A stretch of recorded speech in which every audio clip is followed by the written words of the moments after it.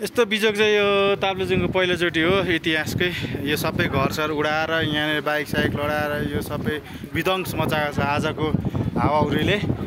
2082 2 महिना 27 गतेको हावाहुरीले आज यहाँ ताप्लेजुङ काफ्लेपाटीमा चाहिँ विध्वंस मचाएको छ। यहाँनिर सबै केही छैन, हावाले उडाएर हाम्रो यो पनि अस्तव्यस्त बनाएर पुरै पानी छिरेर केही छैन। यहाँ पनि यता ल्याङफ्याङ पार्दैछ, यहाँको बोर्डहरू उडाएर केही छैन। यही तीर्थयात्रीको सहायता कक्षाको सब उडाएको छ। यहाँ भित्र पानी छिरेर पुरै माछा पाल्ने जस्तो हाल भएको छ गाइस। यहाँ बोर्ड यहाँहरू छ, त्यो यो टिप त यो यहाँ पानी जमेर हेर हाल।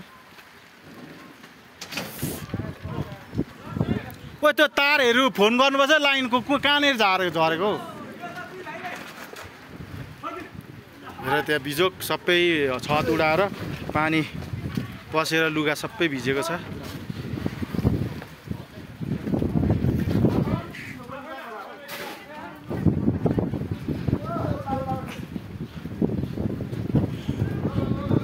कुर्सी खोइ हाम्रो कुर्सी भाइ,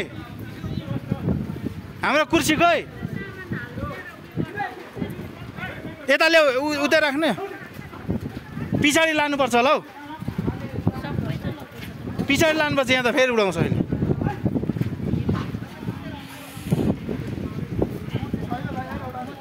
कुर्सी दुईटा थियो उहाँ छ, उता राखिदिएको छ।